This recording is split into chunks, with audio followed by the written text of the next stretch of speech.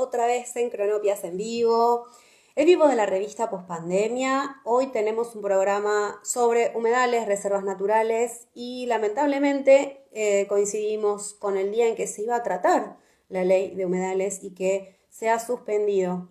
Una vez más, el lobby extractivista controla y maneja los hilos de la política en nuestro país. El lobby minero, el del agronegocio, el de los negocios inmobiliarios, ha determinado a espaldas del pueblo, a puertas cerradas, con los diputados y las diputadas, que no debería tratarse esta ley, con las excusas de debates, conversaciones, ampliar informaciones que ya han sido dadas por demás. Para este programa especial tenemos invitados, tenemos a referentes de la Reserva Natural Humedal de Quilmes Avellaneda, del Club de Observación de Aves, un colectivo hermoso acá en el sur del conurbano bonaerense, que en articulación con la Asamblea Vecinal está defendiendo uno de los últimos pulmones de la región, a orillas del Río de la Plata, y también con Facu, de la Biblioteca Tupac Amaru, que va a estar compartiéndonos una hermosa propuesta, un viaje, una articulación entre pueblos para hacer un puente. Y ahora, un puente de agua. Pero ya mismo quiero que se sume al vivo Patricia Morante. Cronopia, ¿cómo estás? Estás acompañada, ¿no? Así es. ¿Qué tal, Yani? ¿Cómo estás? ¡Qué sorpresa! ¿Viste? Acá no dejamos de sorprender en el oeste. Descubrimos En que el somos oeste. vecinos. Entonces dijimos, bueno, ¿por qué después de una asamblea que tuvimos hoy, ¿no? En la Biblia, ¿por qué no juntarnos para hacer juntos el programa? ¿Por qué no? Y Así yo que, estaba detrás del telón acá, a escondidas, no sabía si participar hasta último momento. Claro, no sabíamos si esconder detrás de la cámara y después de hacer como, acá, Sorpresa, ¿no? sorpresa. Facu, bueno, bienvenido. Estaba Gracias. contándoles, Sri y Facu, que bueno, el programa de hoy se trata del agua también, ¿no? Como eje transversal a todas nuestras luchas. Pero bueno, hoy lamentablemente tuve que contar, tenemos que hablar de otra vez el freno a la ley de humedales, que por otra parte hay una ley presentada que viene del mismo pueblo, viene de las comunidades, una ley protectora de todos los humedales, ¿no? De la región, de norte a sur, de este a oeste, y que aparentemente no le conviene a algunos poderes del extractivismo. así es. Una ley que se viene trabajando desde hace 10 años o más y que fue cajoneada, ¿no? Y una vez más, como decís vos, se posterga la reunión plenaria con muchos intereses en el medio. Y bueno, vamos a ver qué va ocurriendo en el transcurso de esta semana, ¿no? Pero es una traición más, como vos decís.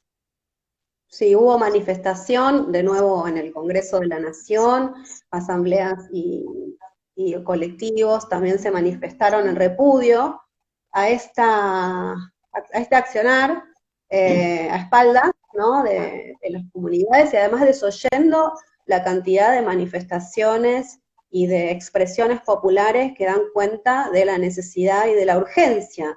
No olvidemos que hace semanas que venimos hablando de que no se puede respirar en muchas partes del país por el humo de los incendios provocados justamente sobre regiones donde hay humedales.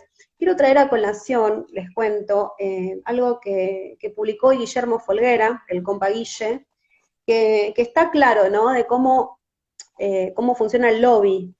Porque resulta que ayer, dice Guille, un grupo formado por el ministro de Interior, los gobernadores de Santiago del Estero, Chaco, Catamarca, Formosa, Jujuy, La Rioja, Misiones y Salta, y el vice de Tucumán, viajaron juntos a una gira de negocios en Estados Unidos.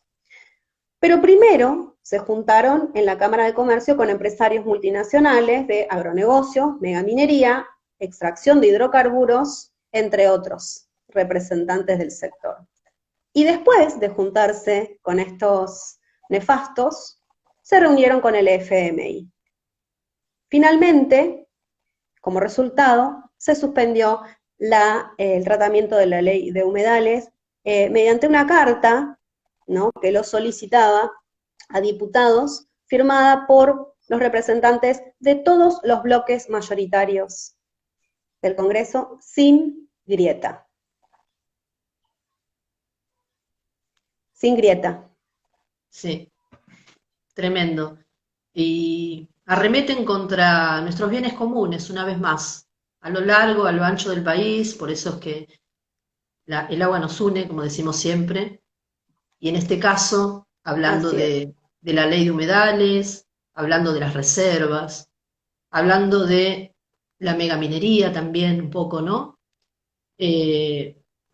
Vamos sacando a la luz estos problemas, estas problemáticas, estos extractivismos bueno, que no nos dejan vivir en paz. Lo que queremos es eso, vivir Sí. con nuestros bienes comunes, eh, utilizar esos bienes para las pequeñas producciones, para nuestros cuerpos, para nuestros seres vivos, y nada más, y no nos dejan. Nada más, tan simple como eso. Buen vivir, le decimos. Y hablando de buen vivir, tenemos a Leonel, quiero que lo conozcan. Leonel es del colectivo del Club de Observadores de Aves, Ujú. de acá del sur, y él nos va a contar sobre la Reserva Natural Quilmes Avellaneda, que está también amenazada por el negocio inmobiliario. Y también es un espacio verde, un bien común que estaría beneficiado por esta ley, ¿no? Eh, en caso de que se aprobara y se reglamentara. Uy, A ver si, Leo, ¿cómo ahí está. estás? Ahora Hola, sí, bienvenido. problemas técnicos. Buenas. Buenas, ¿cómo andás? Todo bien, todo bien. Bueno, Leo, presentate, ¿qué es el COA? ¿No? Sí, ¿Qué bueno, hace el COA y qué tiene que ver el COA con el tema de hoy, reservas naturales y humedales? sí, bueno, un COA es un club de observadores de aves. En Argentina existe una institución que es Aves Argentinas. Nosotros pertenecemos a Aves Argentinas. Eh, no somos, quizá no somos un COA de los más convencionales en el sentido de que no somos un grupo de personas que sale a observar aves, sino que más que nada el COA surgió, como decías vos, con articulaciones, como una organización hermana de la Asamblea Anual Entrega de la Costa. Éramos personas que nos habíamos acercado a la costa de Bernal. Yo en particular soy de Lanús. En Lanús es un municipio que es gris, que prácticamente no hay ni una sola manchita verde. Y me acerqué, estaba viendo en qué reserva, en qué lugar verde poder dispersarme, militar, ayudar, colaborar en lo que sea. Encontré a yo me acuerdo que había leído una nota como en 2002, 2003, de que había una reserva en la costa de Avellaneda y Quilmes. Pero cuando empecé a buscar la manera de acceder a esa reserva era imposible, no existían maneras. Y mucho tiempo después, un par de años después, encontré que existía una asamblea que era no a la entrega de la costa, que concurría a esta reserva. Me acerqué y bueno, empecé a participar de ese espacio. Y en algún momento surgió esta idea de armar una organización que es el COA, pertenecientes a Aves Argentinas, de manera tal de articular un poquito el espacio de esta reserva con alguna otra actividad que no sea precisamente el trabajo de la asamblea. Había un grupo de estudiantes de biología, éramos todos, y bueno, y fundamos el COA, empezamos a hacer caminatas, En particular yo, sin experiencia en la observación de aves, yo me acuerdo que las primeras veces que íbamos veíamos, no sé, 20 especies de aves, así como una cosa loca, porque yo conocía el zorzal, bichos, patos eran los que estaban en el agua y cosas así, íbamos con una guía y nos pusimos a guiar caminatas y aprender con las personas que iban. Personas que iban a las caminatas que sabían más que nosotros nos enseñaban, y bueno, y así fuimos construyendo el conocimiento sobre el tema de las aves, y bueno, y empezamos a hacer esto. Nos dedicamos mucho a la educación ambiental. Nuestras caminatas siempre hacemos caminatas y hacemos salidas en bici, y siempre la idea es que venga gente que no tenga experiencia en la observación de aves, y acercarlos a esa excusa para ir a un ambiente natural. Y obviamente que en nuestras caminatas hay especialistas en araña, hay fotógrafos, hay especialistas en plantas, y en general no solo terminamos observando aves, sino que estamos con la vista en el suelo, en todos lados, observando distintas características del ambiente. Más o menos, ese es nuestro COA. Otros COAs tienen otras características, pero ese es nuestro COA. Me encanta. ¿Cómo es la reserva natural, Leo? Para quienes no conocen, porque el otro día estuvimos, te cuento, con la reserva de la Ferrere, acá con las chicas que nos contaron. ¿Cuáles son las características del humedal invernal, ¿no? Y declarado reserva natural. Bien, primero pasa, como pasa en muchas reservas conurbarenses, que primero es una reserva de papel. ¿Viste? Que pasa esto acá en el conurbano, que se declara reserva, se hace un gran anuncio, parece que todo es muy verde, muy eco y muy todo, pero básicamente es un papelito que dice que es reserva, pero después no hay una instrumentación, no hay una aplicación. Primero esa sería como la parte legal. Después, en la parte ambiental, la reserva es una franja costera que es lo que quedó de un montón de intervenciones humanas, que sigue resistiendo ahí, con un montón de diversidad biológica súper interesante, pero que forma parte de un ecosistema que era bastante más complejo, que era que si ustedes conocen, no sé, Quilmes, Bernal, Don Bosco, o si no conocen esas zonas, si conocen, por ejemplo, Capital Federal, la zona de Parque Lezama, o las barrancas de Belgrano, o la zona de Plaza de Mayo, siempre hay una barranca que lleva al río. Esa barranca era como el límite del valle de inundación del Río de la Plata. Sobre esa barranca crecía un bosque de espinal que se llamaba Monte Blanco, que estaba predominado por el garrobo blanco y por espinillos, coronillos, un montón de plantas de espinal. Y lo interesante de estos ambientes es eso. Tenemos ese espinal, que es un ambiente más típico de, no sé, de las sierras de Córdoba o de San Luis. Después de ese espinal venía una zona de bosque que era más parecido a lo que podría llegar a ser una selva paranaense, un bosque más húmedo. Había una zona inundada que eran pajonales y humedales. Y después, cuando estábamos llegando al río, el río va acumulando sedimento y se forma como una especie de albardón, y sobre ese albardón se forma también lo que se llama una selva en galería, que es un ambiente que se forma a partir de estas sudestadas que a veces traen estos camalotales que dejan semillas y dejan fauna, y todo el tiempo van repoblando esas zonas con especies más de la selva paranaense, de la selva de Misiones, los humedales de Corrientes. Entonces, es como un ambiente mega diverso. O sea, nosotros acá en la costa del Río de la Plata, con lo que queda, y en algunas zonas más conservadas, en otras menos, tenemos ambientes mega diversos que podemos observar especies de 3, 4 ecorregiones de Argentina. Así que es una zona muy, muy interesante. Riquísima en biodiversidad. Leonel, ¿cuáles son los peligros que atentan contra la reserva? ¿Existen? ¿Hay peligros contra la reserva? Uf.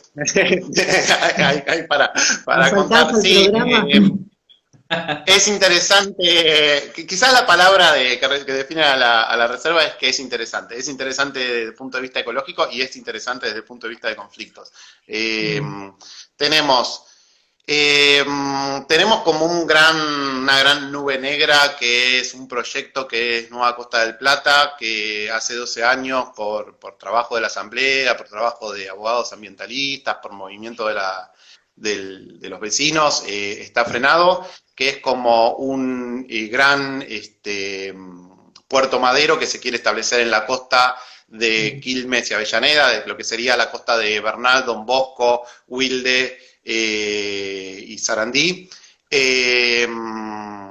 Eso por suerte está frenado, pero lo que pasa es que después tenés pequeños y grandes intervenciones que van afectando estos ecosistemas, rellenos chiquititos de empresas de volquete que van rellenando, vecinos que rellenan, o sea, en Bernal hay un barrio histórico, que era un barrio de casas construidas sobre palafitos, como si podrían ser las casas del Tigre, de pescadores. Ya en Bernal no quedan huerteros, o sea, antes del establecimiento del SEAM se había poblado por migrantes genoveses que construían sus huertas sobre bancales.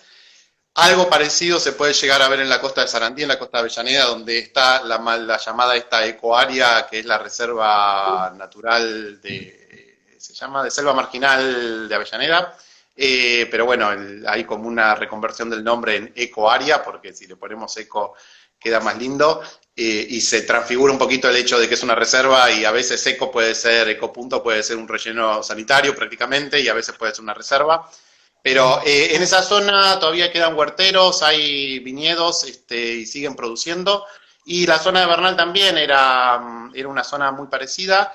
Hay una cuestión, es como un historial de que se van desapareciendo esta franja de producción agropecuaria alrededor de las ciudades, y eso es un gran problema también. Bueno, esa zona desapareció, y hoy en día quedó el relleno del Seamse. En ese barrio donde estaban esas casas construidas sobre palafitos, empezaron a llegar vecinos nuevos que construyen las casas como ellos saben, que es construir, rellenar y construir una casa convencional como sería en un barrio. Eso también es un pequeño problema, y después tenemos grandes problemas. Por ejemplo, AISA está ampliando la planta potabilizadora, rellenó una zona de humedal, deben ser 2 kilómetros de humedal por una franja de 1 kilómetro prácticamente, para hacer la planta, pero yo la verdad que no sé, hay un conflicto ahí con AISA, que es como una entidad que tiene todo el poder, que no brinda información de un informe de impacto ambiental, no brinda información a la población, y también está rellenando los humedales aledaños, muy probablemente depositando la tierra que está sacando de un túnel que está haciendo para hacer un acueducto hasta Esteban Echeverría.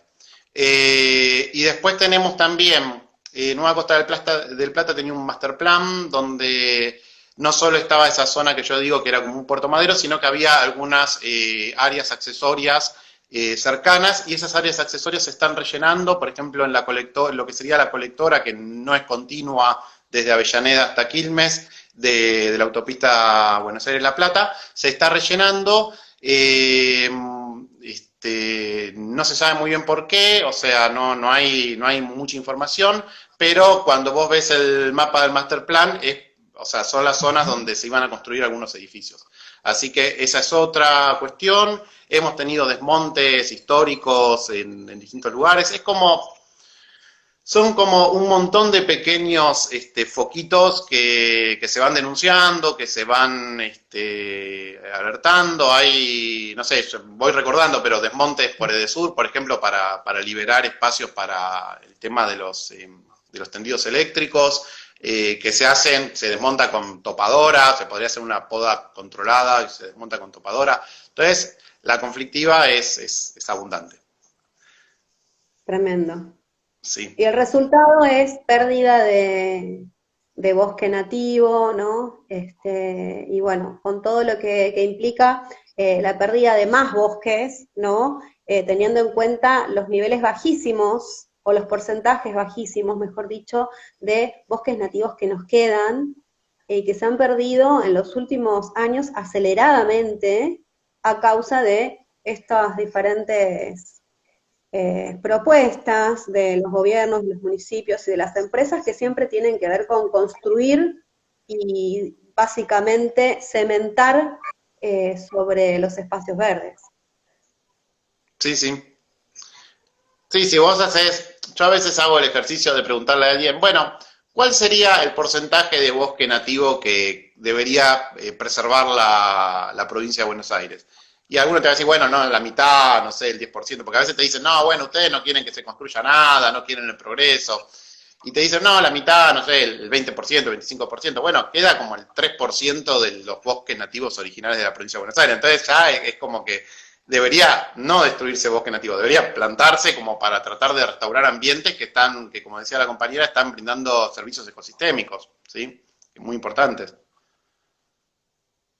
Totalmente. Sí, hacer el camino inverso, ¿no? Sí, Eso es no, lo que pero ahora la debería. prueba esa de preguntarle a alguien, bueno, ¿cuál es el porcentaje de bosque nativo que debería conservarse de los bosques nativos originales?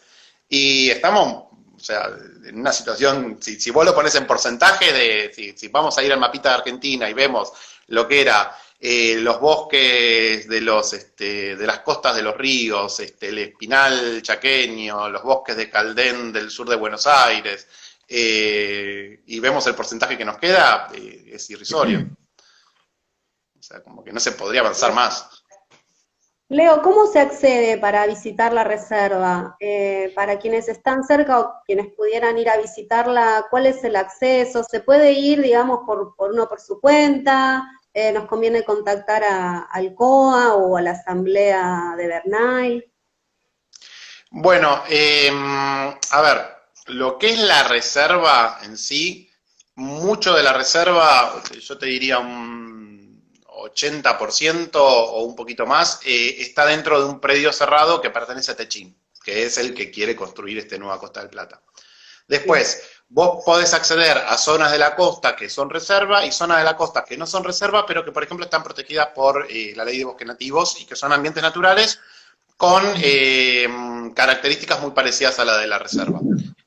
Para acceder ahí, vos, si se cruza en la bajada de Bernal de la autopista Buenos Aires-La Plata y cruzás, podrías acceder a cualquier zona del río. Es recomendable quizás la primera vez ir en alguna caminata de la Asamblea o alguna caminata del COA como para conocer la zona y ver más o menos a dónde se puede acceder. Nosotros en la práctica de recorrer el territorio hemos encontrado lugares que son muy interesantes, zonas de garzales, zonas de donde podemos encontrar fauna que está copada, y capaz que uno te puede marcar ahí, decir, bueno, anda para acá, anda para allá, que capaz que vos ves un senderito y no te meterías, pero son muy interesantes. Pero de todas maneras son zonas que son públicas, entonces cualquier persona que vaya a la costa puede acceder, y con los pocos relictos que van quedando, también es una cuestión no de hacerse el ojo y de tener la calma de detenerse a observar un yuyito y empezar a ver que hay un montón de bichitos dentro de ese yuyito y un arbolito y ver que hay un par de nidos de aves y vos en un rinconcito de monte podés encontrar cosas súper interesantes. No necesitas irte a algún lugar prístino, o sea, todavía hay como una resiliencia de la naturaleza en esas zonas. Sí. Bueno, yo la conozco y la aprecio y la quiero muchísimo. He pasado momentos inolvidables ahí y todavía que, bueno, uno cuando puede se pone a servicio también para si se necesita una mano.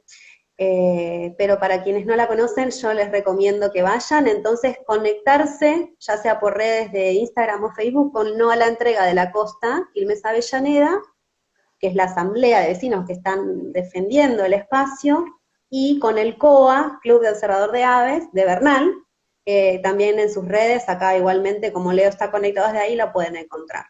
Exactamente. Y te cuento, Leo, ahora igual, si te quedas un cachito más, queríamos compartir, como intercambiar también, porque tenemos humedales en todo el país. Hoy arrancamos el programa justamente hablando de la ley y de la importancia que tendría, ¿no?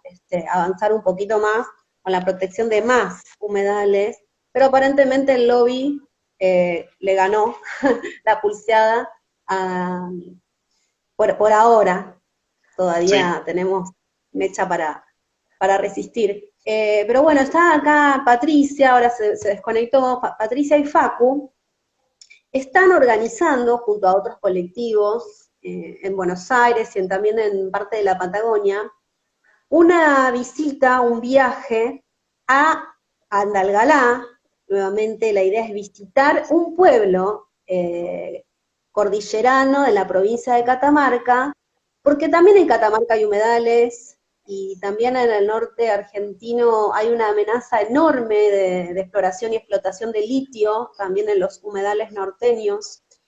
Eh, y actualmente hay un conflicto específico en Andalgalá que tiene que ver con la megaminería y con la destrucción del cerro y del río prácticamente, que está ya contaminado, ¿no?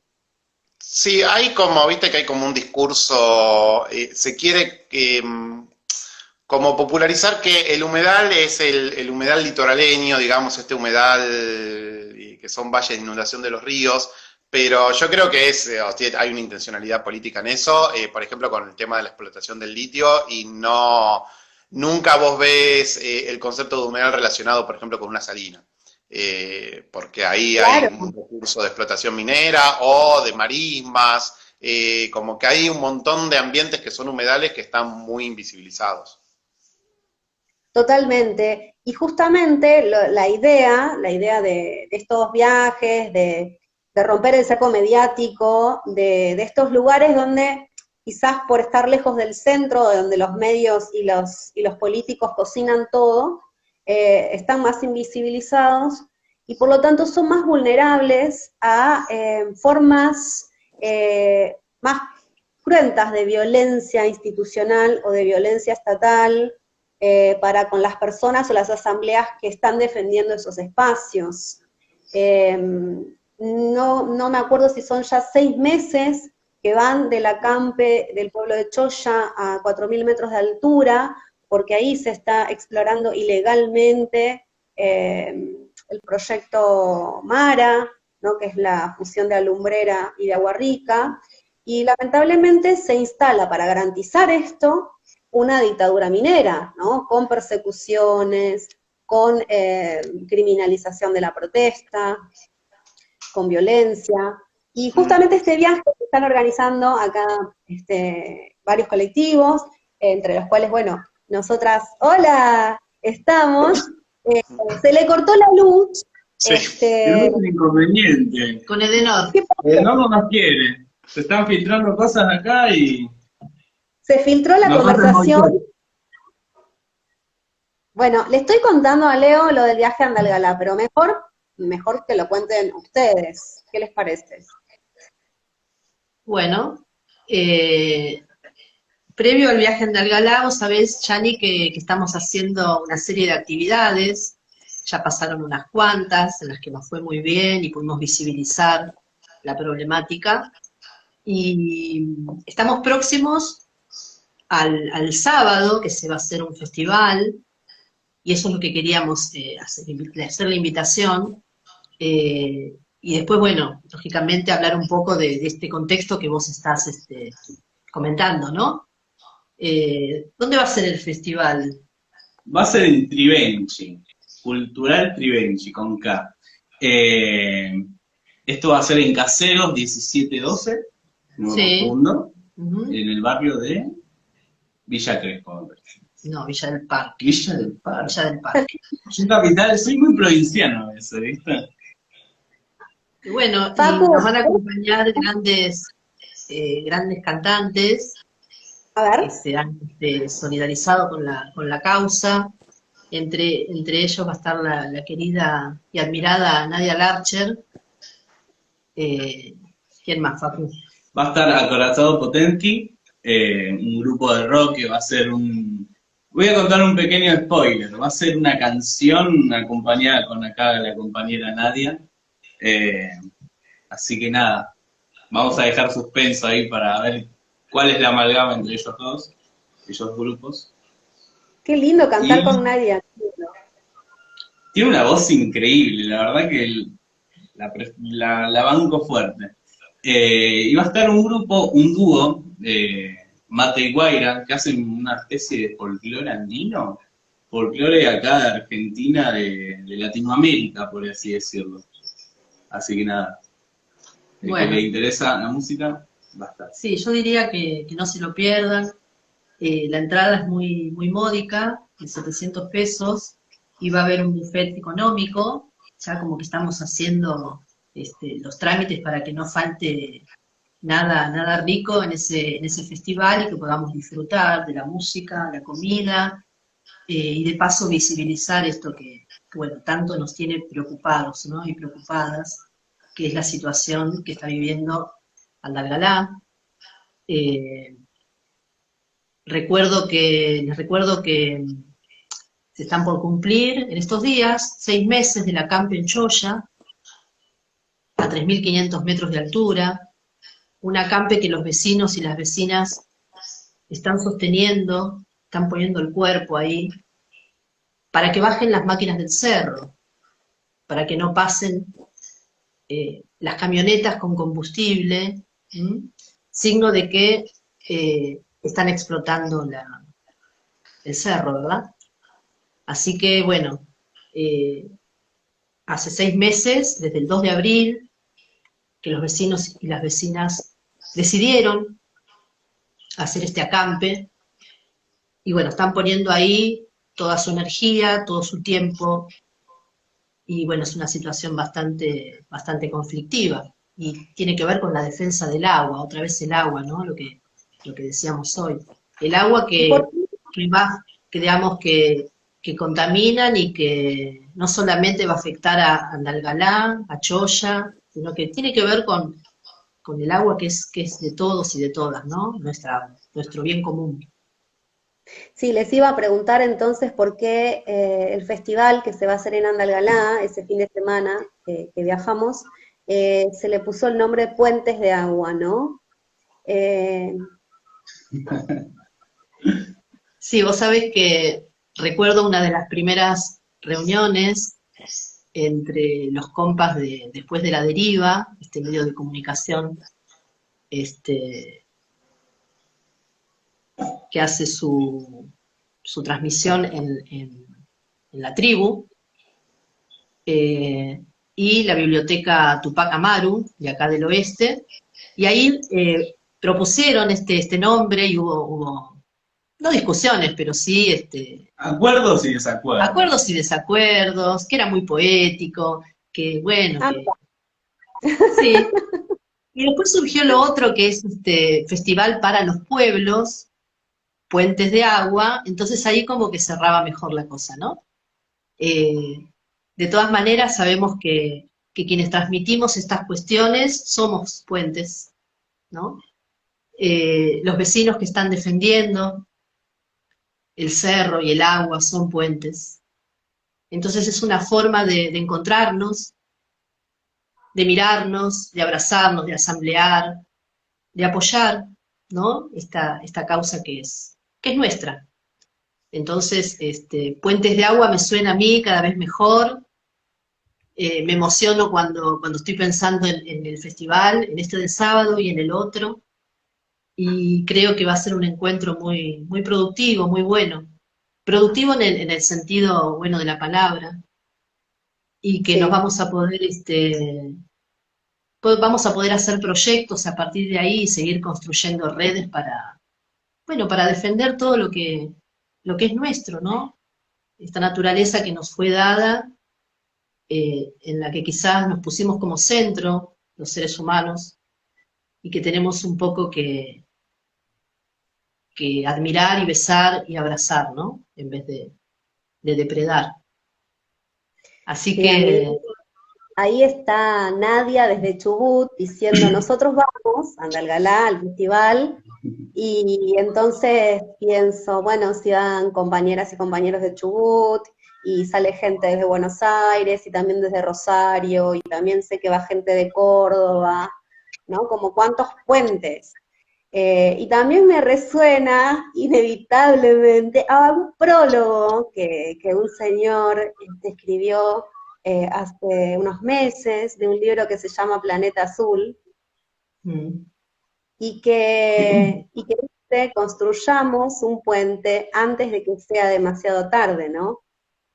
Un puente que nos permita abrazar, como decís vos, Patri, lo que es de todos y guardarlo, ¿no? Y protegerlo antes de que lo terminen de destruir. Así que me encanta el nombre, me encanta que le estén poniendo tanta energía. Vamos a estar en el festival el sábado, entonces, en el Trivenchi, Ujú. e invitamos a Leo y toda la gente de Bernal para que se sumen al viaje si quieren y pueden, que estaría Sí, buenísimo también hermanar las luchas, ¿no? Porque el agua, como decían ustedes, el agua es el eje transversal que nos une a todos en las diferentes causas, territorios y ecosistemas que estamos defendiendo, ¿no? Sí, sí. mm. Todavía Ojalá. quedan unos días para anotarse para el viaje, si quieren ir. Buenísimo. Leo, unas reflexiones sobre este tema del agua como eje transversal. Lo que Eh, te... bueno, yo a veces uno está, a mí me pasa que, viste que a veces uno se siente como de un país o de una nación, poner esos nacionalismos. Yo me siento más como de una ecorregión. Entonces, me siento más litoraleño y capaz que acá, ¿no? O sea, como que mi pertenencia es, no sé, a todo este eje de ríos que bajan desde Bolivia, atraviesan Formosa, Paraguay y se unen al Paraná. Y bueno, no es eso, es de hecho lo que yo te decía, por ejemplo, de que las semillas que nos llegan para poblar nuestras costas vienen de Misiones y de Corrientes, y este agua que tomamos hizo todo ese recorrido.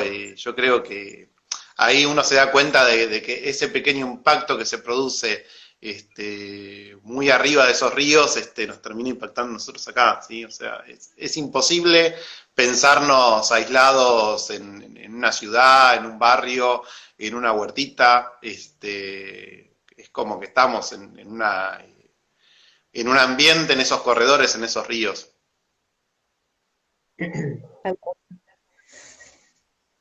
Facu, te invitamos. Yo tengo Podés una, ser poético. Acá se permite ser poético. Acá se exige ser poético. Ah. no, yo tengo una duda acá con el compa. Yo también cuando era pibe, cuando era chico, aprendí solamente que había eh, unos par de pájaros, por así decirlo. El hornero y el zorzal. Y venía cuando dijiste eso, nada, me vino a la mente cuáles son los pájaros nativos de acá de Uf, este ecosistema que tenemos. No sé, Nosotros acá algunos, en pero Bernal tampoco tenemos tanto. registradas 200 especies. Mm. Así que son un montón.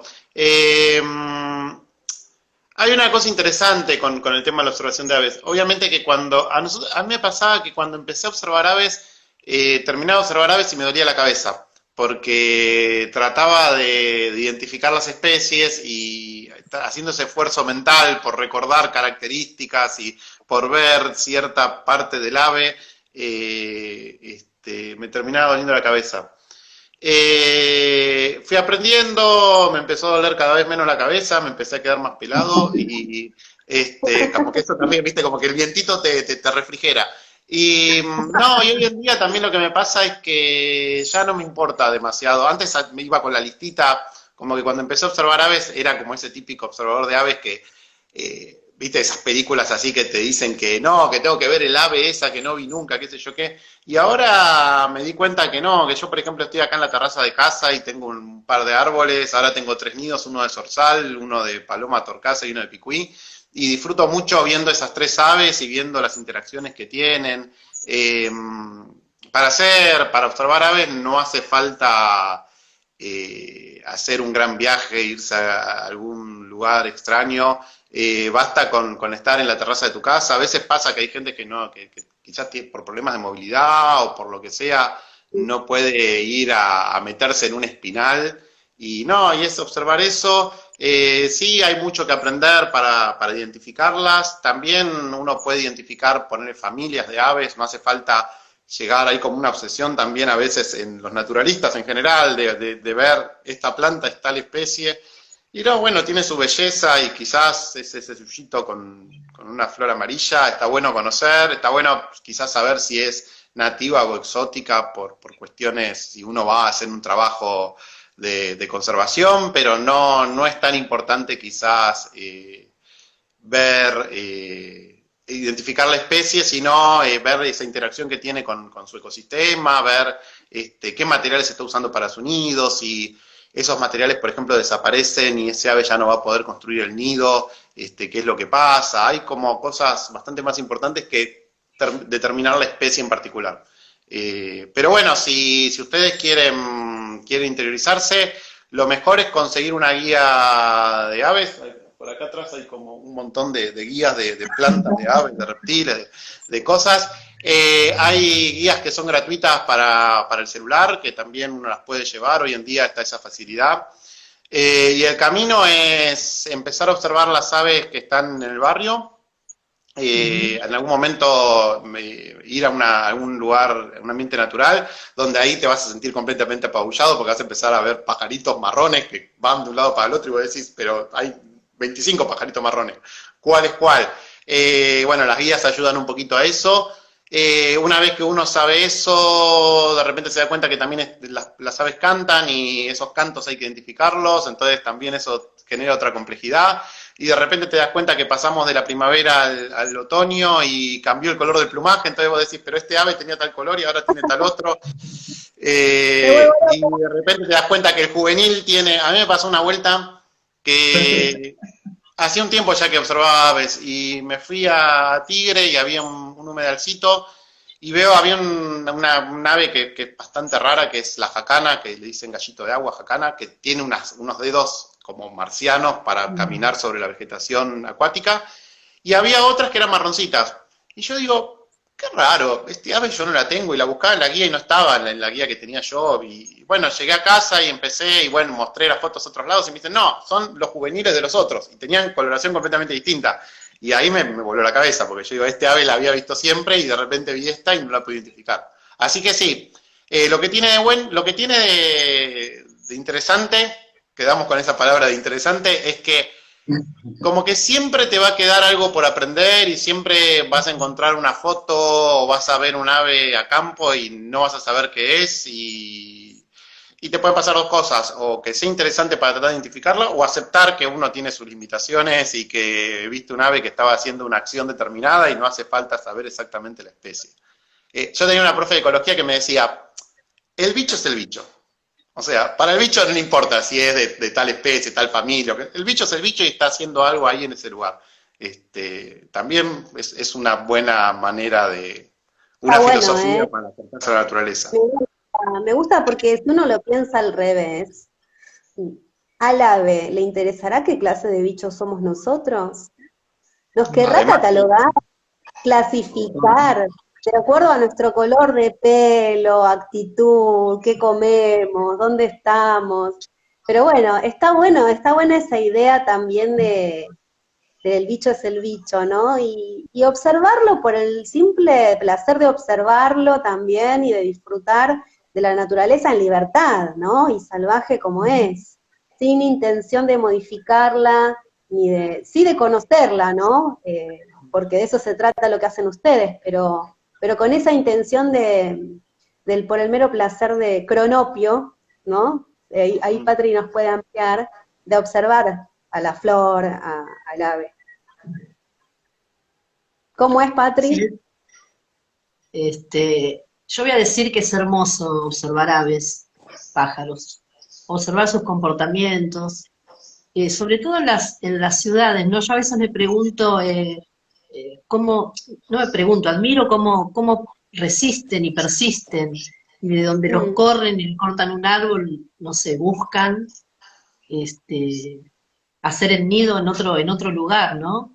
Y es como dice Leo, que uno se pone simplemente en la vereda de su casa, o en la terraza, o en el jardín, y se trata de observar y va a encontrar un montón de aves, ¿sí?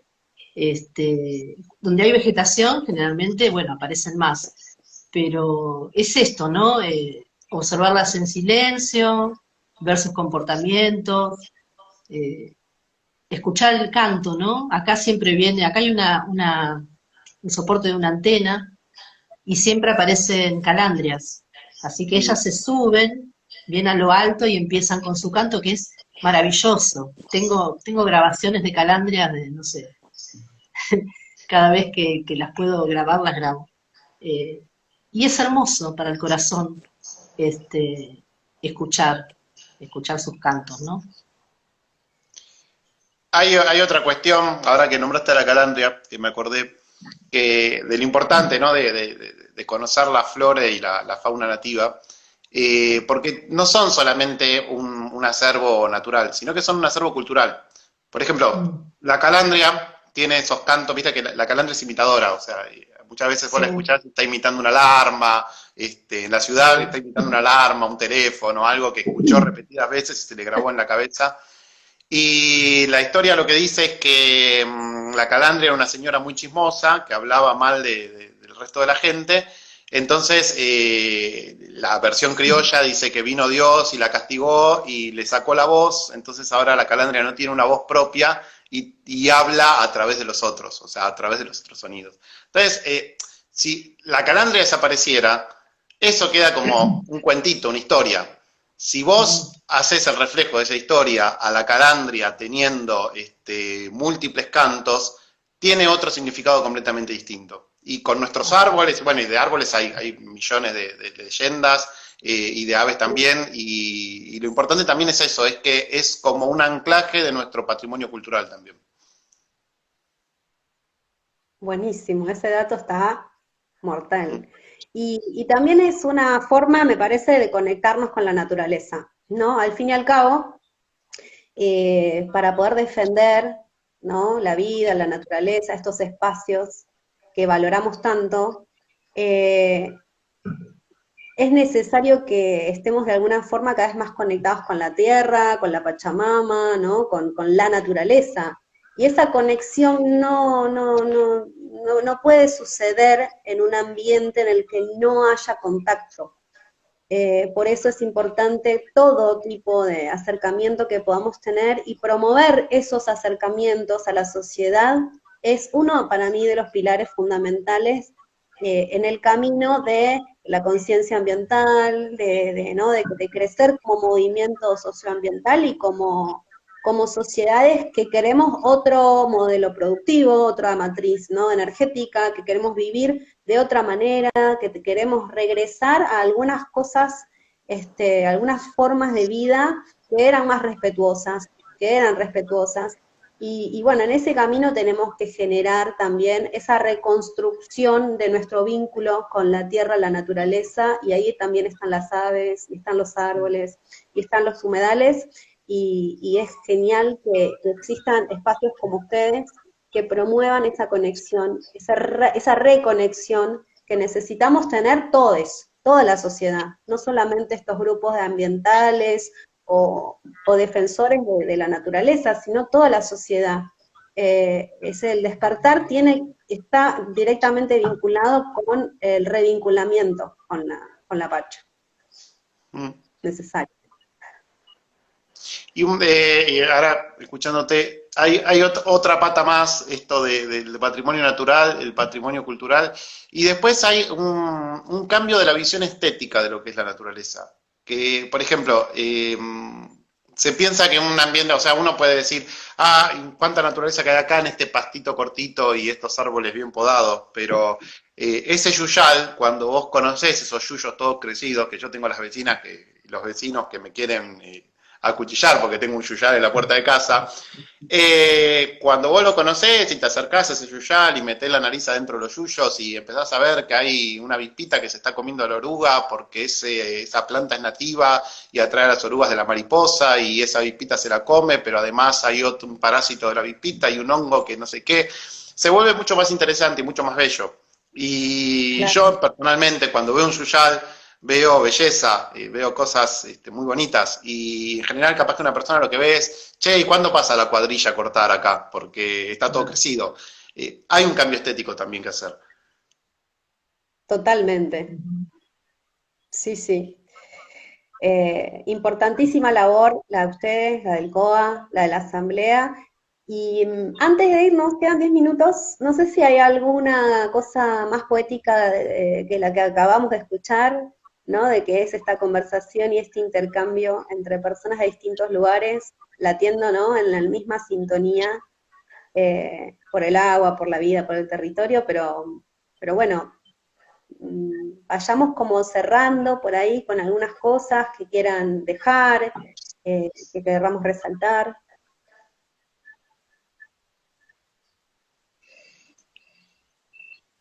El silencio también puede llegar a ser poético.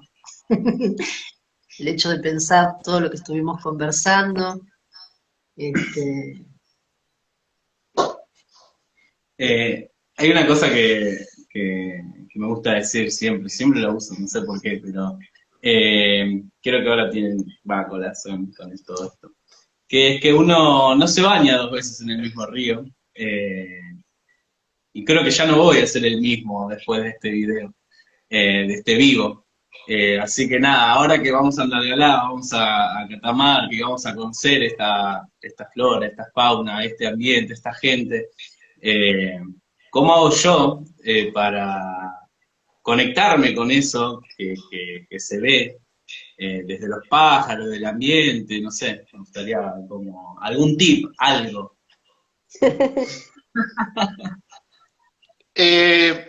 No, es eso, es meter la nariz y tener como... Yo soy profe, o sea, yo estudié biología, pero la verdad que lo que me define a mí es ser profe. Y también en estos últimos años, soy profe de secundario, pero en estos últimos años empecé a trabajar más con los cursos de primer año. Y lo interesante de trabajar con chicos de 11 o 12 años, lástima, actualmente hasta me gustaría haber estudiado el magisterio y trabajar en primaria. Es la curiosidad que tienen, ¿no? Y que de repente aparece un bichito y te traen, no sé, una oruguita, un bichito, y te dicen, profe, usted que de naturales, ¿qué es esto? ¿Qué sé yo qué? Es eso, es recuperar, ¿no? Un poco ese niño y meter la nariz, embarrarnos, lastimarnos las rodillas, y tener curiosidad. Yo creo que eso es un poco lo que nos puede salvar. Después lo demás, después se aprenden las cosas. Hoy en día tenemos información, acceso a información, se puede subir una foto a Facebook, a Instagram, buscar alguna página que te identifique el hongo, la araña, lo que sea, eso se aprende, pero tener la curiosidad. Mira, ahí Bien, acá en los Amalia, comentarios, eso iba a decir. de lo que yo estoy buscando unas líneas de la Reina Mora. Una compañera que es de la Reserva Santa Catalina y que además estuvo en el anterior viaje a Andalgalá, dice que nos va a hacer una guía, que nos va a ayudar. Así que bueno, está teniendo repercusiones el cuestionamiento de Facu. Vieron cómo se forman las redes, ¿no? Necesitamos guía y aparece la guía. Buenísimo, creo que el valor está en respetar, ¿no? Es decir, observar y respetar, entrometernos, pero hasta ahí, para poder observar cómo se desarrolla la naturaleza, los pájaros, los árboles, en un lugar que a lo mejor para algunos es desconocido, ¿no? Y aprender me parece también, Facu, te tira un tip. Tirando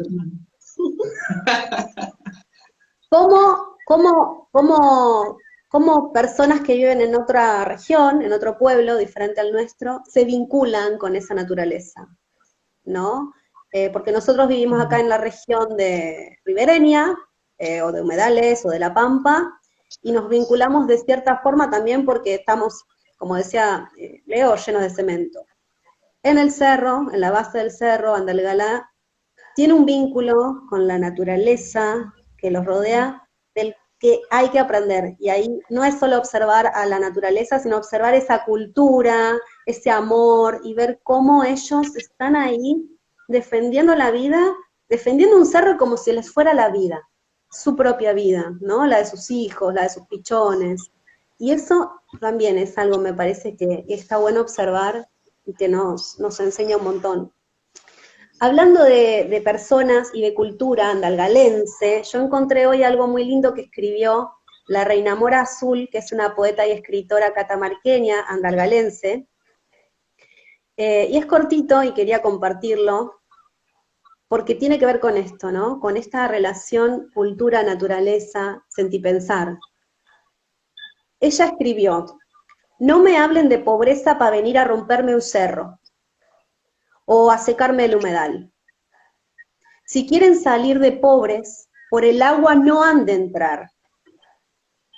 Yo de pobreza me honro, el agua es mi única herencia. Prefiero morir sin plata que amanecer entre escombros. Si el capital es venderse, creyendo que son tierras vacas, muy poco cerebro ha de tener el que lucra y vive del ACA. Son los versos de la Reina Mora Azul. La van a conocer si viajan, y si no, la pueden conocer a través de las redes. Hermoso ser, defensora guardiana del cerro, pero también del arte, del amor por la vida y por el agua.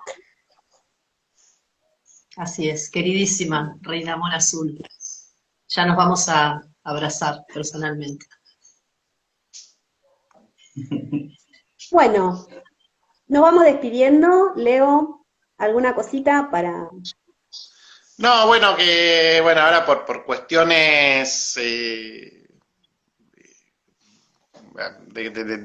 las circunstancias no estamos haciendo caminatas, pero o a fin de octubre o principio de noviembre vamos a empezar a hacer caminatas, así que sí, si nos buscan en redes, sepan que no hay que saber nada para venir, es para venir a aprender, para que aprendamos nosotros también de los que vienen, y que tampoco es una caminata, la excusa son las aves, pero se va a observar todo en general. Piensen que el ritmo de la caminata, quizás 100 metros se puede llegar a hacer en 3 horas, porque, claro, te apabulla, la naturaleza te apabulla y hay mucho para ver y para sentir y para oler y para todo. Así que los esperamos. Cuando búsquenos en redes, probablemente a fin de octubre armemos una o bicicleteado o caminata. Buenísimo. Gracias, Leo. Facu, Catri. Bueno, vengan a Trivenchi el sábado 20:30, Caseros 17:12, que la van a pasar muy pero muy bien, y además van a colaborar y van a ayudar a visibilizar esta causa, por los bienes comunes contra la mega minería.